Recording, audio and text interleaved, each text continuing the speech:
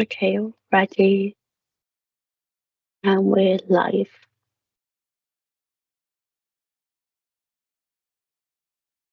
Bore da, croeso I gyfarfod cyfredin ychwanegol bodd iechyd prifysgol Cymtaf Morgannwg sy'n cael yn ganol eu cyhoeddus. Good morning and welcome to this extraordinary meeting of the Cymtaf Morgannwg University Health Board, which is being held in public. We are broadcasting today's meeting of the board live, and I would like to extend a very warm welcome to all those who may be observing the board virtually today. A copy of the video of this board meeting will be available following our meeting today. It will be on our website for anybody who wishes to view it. Just a couple of practical points before I go through some welcomes and also to note some apologies. For those people who are presenting to the board today, can I ask you to take account of the fact that board members will have read the reports in advance of the meeting, and therefore just for those who are talking to the reports to draw out those key items and to point to anything that may have changed since the paper was drafted. Can I offer a very warm welcome to Rachel Rowlands. Rachel is our newest independent member of the board, our community independent member. She's attending her first meeting of the board since joining us on the 1st of April.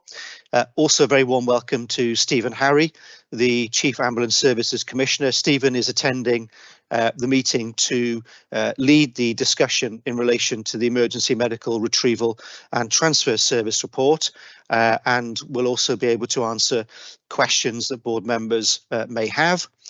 Also delighted to welcome again Dr. Anthony Gibson, one of our medical Deputy Directors, who is here attending on behalf of Dom Herford, our Medical Director. And last but by no means least, Daniel Price, our Regional Director from Plaid Cymru. Daniel is also here to observe today's board meeting in respect of that main item on the Emergency Medical Retrieval Service, but also to offer some viewpoints in the discussion. Item 1.2. Apologies for absence. We've received apologies from Carolyn Donoghue, independent member, Dom Herford, as I mentioned, our medical director, and Gethin Hughes, our chief operating officer. I've not been notified under 1.3 of any declarations of interest. Can I just check to see whether colleagues have anything that they wish to declare at this particular point? No. Okay, thank you very much. Item 2, which is the main agenda item today and the only item on our agenda for this extraordinary board meeting, is the Emergency Medical Retrieval and Transfer Service, also known as the Air Ambulance Service. I know that Paul, as our lead exec who sits on the Joint Commissioning Committee, will come into the discussion a little later. But what I'd like to do first of all is hand over to Stephen, who can present the report, set the context for why this matter has come to today's board meeting, and then I'll ask colleagues if they have any questions that they wish to ask of Stephen. So Stephen, I'll hand over to you. Thank you very much. Yeah, thank you ever so much, and thank you for the invite. It's always great to come along to CTM board, and particularly for such an important issue. What I thought I'd do is, I won't go through the report because I assume members will have read the report. I'll just give a little bit of context and then focus on what I believe are the significant issues as far as CTM are concerned, and then obviously happy to pick up any questions. So as your commissioner, I work for you. I have a responsibility to make sure that on your behalf, we're commissioning the best EMERTS, Emergency Medical Retrieval and Transfer Service, that we are able to do. This is a partnership between the NHS and the charity, the Wales Air Ambulance Charity. From a funding point of view, the charity fund about 2/3 of the total running costs. So that would be for the bases, for the aircraft, for the pilots, and so on and so forth. And the NHS fund 1/3. That would be for the doctors, the critical care practitioners, the drugs, and so on and so forth. So it's a true partnership between the NHS and the Air Ambulance Charity. This is a highly specialised service. So if you were unfortunate enough to have either life-threatening or limb-threatening injuries, this is the service that you want to come to you. It in effect brings the critical care service to you. Because it's a highly specialised service, the numbers are quite small. So if you looked at the total number of ambulance incidents, which on a daily basis would be about 1,200 across Wales, about 7 of those would result in a response from the EMERTS service. So less than 1% would result in a response from the EMERTS service. But I think we can do better than that. I think we can see more people than we're seeing at the moment, and there is a need to see more people than we're seeing at the moment. The way that you access the service is by dialing 999. You dial 999, you go through to the ambulance control, and there is a specific desk, an EMERTS desk, which has a critical care practitioner on it, and that individual is scanning the calls to see whether any of those calls are appropriate for an EMERTS response. So an ambulance is dispatched straight away. So you always get an ambulance, and then the EMERTS service is a backup service to the ambulance. In terms of CTM, the service is mainly covered by 2 bases, one in Cardiff and one in Davern, just outside Llanelli. There are resources available in both of those bases, either a doctor and a critical care practitioner, or 2 critical care practitioners available from 8 AM in the morning till 8 PM in the evening. After 8 o'clock at night, there is 1 resource that's available, and that's based in Cardiff, and that 1 resource covers the whole of Wales. So what we've been doing is having a look to see whether or not that is sufficient or not. As far as CTM is concerned, no change in terms of the recommendations in my review report. We should continue to operate out of Davern and out of Cardiff. But what I am recommending is that we would put an additional night service in North Wales, and that service in North Wales should run till 2 o'clock in the morning. So after 8 o'clock at night, there would be 2 resources available, one in Cardiff and one in the middle of North Wales, adjacent to the A55, a new base there. So as I said, I think there are about 3 patients a day that could benefit from the EMERTS service, but are not getting access to that EMERTS service. And what does that mean for Cwm Taf Morgannwg? What that means for Cwm Taf Morgannwg is about 11% of the unmet demand, of the total unmet demand, is unmet demand in Cwm Taf Morgannwg. So why is there that level of unmet need? When you analyse that, the majority of the unmet need is in the hours of darkness. So we know that the 1 asset that's available in Cardiff is being drawn out of the area. So he's trying to cover too big an area in effect. And that means if it's out of the area, it's not available to cover in South and Southwest Wales. By putting an additional asset in North Wales after the hours of darkness, what that will mean is we will be able to reduce the amount of unmet need in Cwm Taf Morgannwg.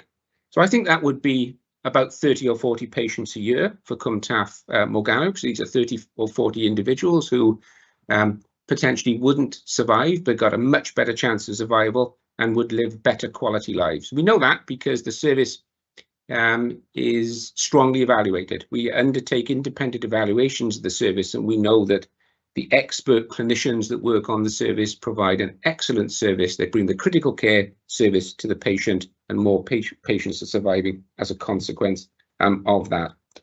In terms of costs, what we think we can do, what we know we can do, is to provide that enhanced service for everybody across Wales, but also for individuals in CTM within the existing resource envelope. I think there is a need to put a bespoke service into rural areas. That won't impact upon CTM, but again, we can do that within the existing resource envelope. I've undertaken a comprehensive formal public engagement process. In terms of the feedback from CTM residents, Not that much, to be honest with you, in terms of the numbers that have responded, but where people have responded, they've been positive about the changes. That's not the case across the whole of Wales, but in terms of CTM, that is certainly the case. We've worked with national Llais officers, and I know within CTM you've worked with your local regional Llais officer, and we're continuing to do that. It's really, really important that we take the views of Llais on board. They have made some incredibly important points that we've addressed during the course of this process, and we'll continue to address those.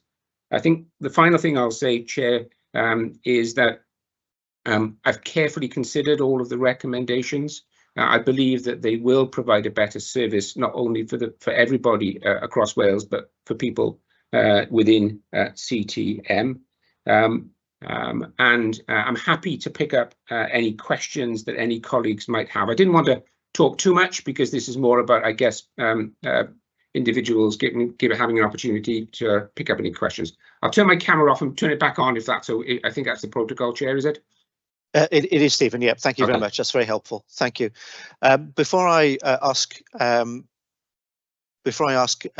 board colleagues, just to see whether colleagues have questions or points they want to raise, particularly with Stephen, can I come to Daniel Price next on behalf of Llais?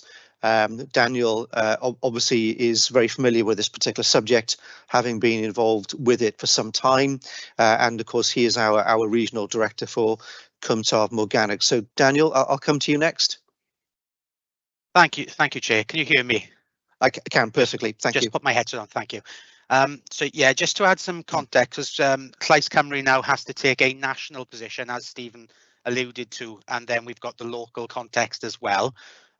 So just to combine the both, but I'll be very clear on the CTM perspective as well. So we note the recommendation of the recognition in any of the papers, the strength of feeling in the rural communities, which Stephen has alluded to.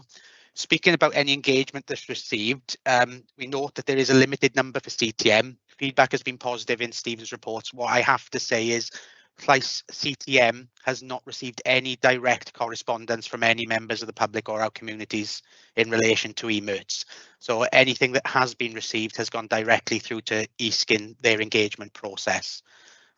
Also, we should note that there are task and finish groups to be established to refine and develop the approach, including further public engagement on recommendation 4 in particular. And if I've got any details wrong, I'm sure Stephen can correct me on that. We know that further work is needed by the Wales Air Ambulance charity to scope the actual base that's being proposed, but again, that's in North Wales. There isn't anything to be concerned about in CTM in terms of a reallocation of bases, and they are outside our area anyway, so there wouldn't be any specific changes to the footprint in CTM. We also note that there isn't any changes being proposed until I think it's September 2026 in terms of the base locations, and that's contractual in nature and also in terms of identifying the provision. So I bring no CTM specific concerns to this meeting. As I said, I've not heard anything. The only thing I'm here to do is to represent the Llais Cymru viewpoint, just to make you aware that the main feeling is that we don't understand the need for the urgency in any decision to be taken in this process, whether it be today or at any other date at this time, whilst there's still things to be worked through. So, Chair, I think that's the position of Llais now, and specifically CTM as well. Thanks, Daniel. And just on that one point around the decision-making process, and I think it is important that we are clear about the role of individual health boards, because, of course, the NHS is made up of 12 organisations, 7 of which are local health boards, and the function of determining the commissioning of emerts, as Stephen pointed out, of course, does fall to the new Joint Commissioning Committee. It was previously with the Emergency Ambulance Services Committee. So that is a function that is delegated to the Joint Commissioning Committee. So individual health boards themselves, whilst they will have the statutory responsibility to consider the impact of changes on their own population, as the health board covering Cwmtaf Morgannwg, we have no statutory responsibility or duty to population groups outside of our region, except for those people who are accessing services within our region. So I think it's important to make that distinction. So we here today are not making a decision on behalf of the people of Wales. We are here to consider the impact of the proposed changes on those people who reside within Cwm Taf Morgannwg. And as Stephen pointed out in his introduction to the paper, there is around 11% of the unmet demand, the unmet need, which falls actually within the CTM region. So clearly the impact on us would appear to be a positive impact. So I'm going to ask now, colleagues, if and board members have any questions of Stephen of the report. I think Stephen's outlined the context and set out the process. As I understand it, all health boards are meeting this week to consider the impact of the proposals for their particular localities, and that is ahead of a proposed meeting of the Joint Commissioning Committee on the 23rd of April. So that is the process. Thank you, Stephen, for confirming that. Okay, I'll hand over now to colleagues. Any questions from board members to Stephen on the process, on our involvement, and where it goes, particularly from here?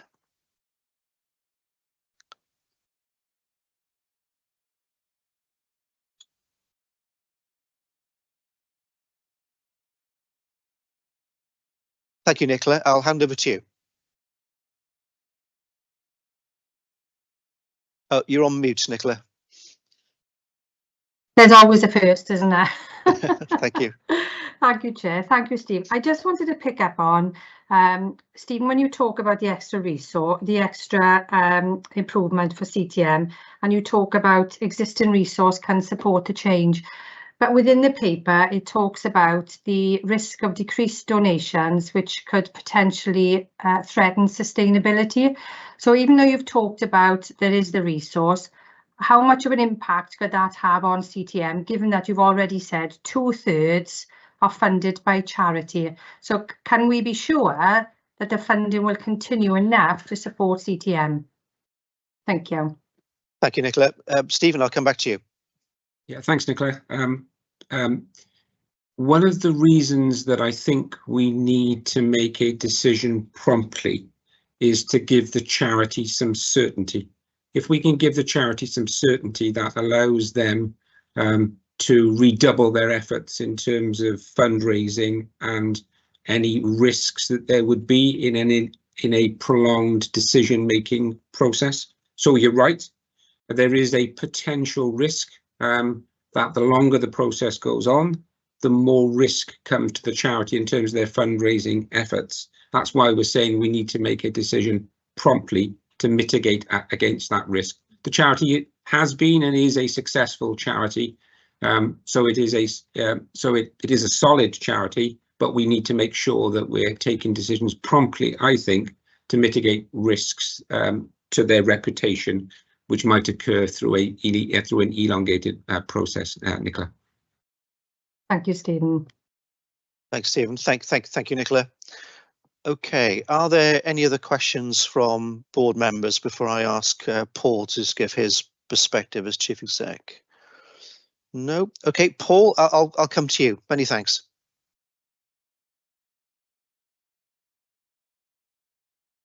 Thanks, Chair, and thank you, Stephen, for coming along.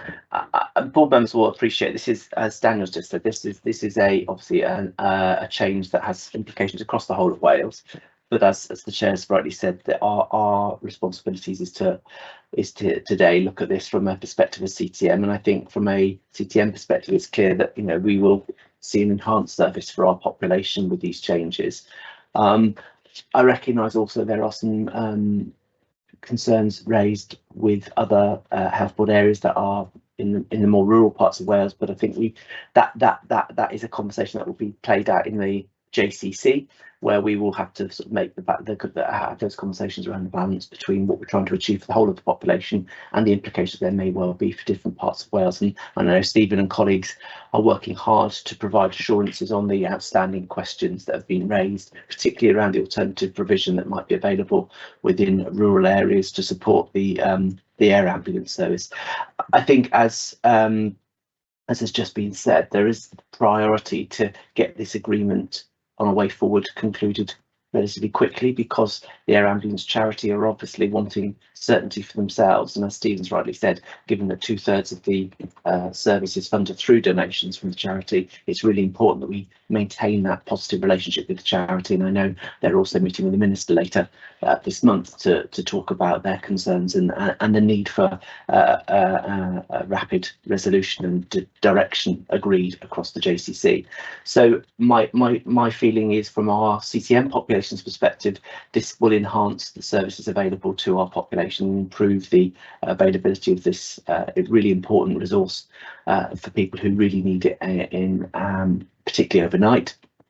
And I would welcome the support from the board to take that view forward to the conversations with the JCC on the 23rd of April, where the final decision will be made. Thank you, Paul. That's really helpful. And I suppose when I was going through Stephen's report, one of the things that did jump out at me was the further work that is referenced there, particularly around the final recommendation. And beyond that, of course, I think how that consultation and engagement is further worked through as things develop, because clearly there are some things that have yet to be finally concluded, I think will be important, because clearly, I appreciate this does involve a significant amount of public consultation, as the report outlines, and of course does involve consultation with colleagues in other health boards. So obviously, I'm sure that all health boards will want to be involved in that consultation process as that final work is, I suppose, pulled together into a form that allows the JCC to implement a decision. What I will say as the chair of this health board is that whilst the report before us today asks us to approve the recommendations, there is a caveat that I do need to put on record, and that is that whatever our view is, and I've not heard colleagues saying that they disagree with the direction of travel, because clearly from what the evidence suggests and from what Stephen and Paul have just set out, the benefit of the change is clear to our population in Cwm Taf Morgannwg. The population of Cwm Taf Morgannwg benefits from this change. That our view, therefore, perhaps on these recommendations is that we would be content for those recommendations to be put to the JCC, but ultimately it is for the JCC to agree or otherwise these recommendations and put in place the future for the emergency medical retrieval service going forward. So we are not the decision-making body. As I said at the outset, that is a matter for the Joint Commissioning Committee, but I can certainly see the benefit and the opportunity to people in Cwm Taf Morgannwg if these recommendations were taken forward. But that really is very much a matter for the Joint Commissioning Committee, and particularly for Paul as the Chief Exec who sits on that committee. Are there any other questions or comments? If they're not, then we'll probably be able to move on. If I can just double check, if you do have any questions, we can put them into the chat, not the question, but just raise your hand to the chat bar if that's possible. No. Okay. So the board is being asked to approve a number of items in the report. First of all, the board is being asked to approve the recommendations. I'm, as chair, content to do so, but on the caveat that we are approving recommendations being taken forward to the Joint Commissioning Committee in the context that those recommendations have that beneficial impact on the people of Cwmtaf Morgannwg, but it will be very much for the Joint Commissioning Committee to take the decision for the whole of Wales. It's being asked us to approve that all the recommendations will be considered collectively as one item. We note the representations raised by Llais and others, and appreciate Daniel's comments in respect of colleagues and members of our communities across CTM who have not raised anything directly in respect of this. So thank you, Daniel, for confirming that. Also note and approve the fact that there is further work to be undertaken, and that the colleagues across the health system will of course be involved in that work and will be further consulted as things develop. And note then further items, particularly the risk to the charity, the national feedback, the risk to patients and underutilisation levels across Wales, and also noting the conclusion of phase 3 and the overall engagement process. And very importantly, as I've just mentioned, noting that the ambulance and 111 commissioning team as part of the new Joint Commissioning Committee will continue to work with our health board and all of the health boards as this process is brought to a conclusion. So a number of areas of approval and noting, and on that basis, unless I see any points to the contrary, can I then take it that that is approved and noted as set out in the report? Okay, thank you very much. Can I move to part 3 of the meeting this morning, which is just to close out the meeting? Can I say that there's been no other business that's been raised by colleagues? As colleagues know, this was one item for today's agenda as an extraordinary board meeting. Just to confirm under item 4 that the date and time of the next meeting will be the public board meeting to be held on the 30th of May, Thursday the 30th of May, commencing at 10 o'clock, and that meeting will be at the hub in Llantrisant. So finally, if I just say thank you to all colleagues who have participated today. Rydw i'n dod y cyfarfod o bodd iechyd y ben a hofyn y diolch o bawb sydd wedi ymuno â ni y gwylio cyfarfod heddiw. I now bring the board meeting to a close, and I would like to extend my thanks to all who have participated in the meeting and to those who have observed the meetings today. Thanks in particular to Stephen Harry for being with us. I know that Stephen has a very busy week ahead consulting and meeting with health board colleagues. Thanks also to Paul and to Daniel from Llais for setting the context for this important piece of work. Thank you very much indeed, and that brings our meeting to a close. Thank you.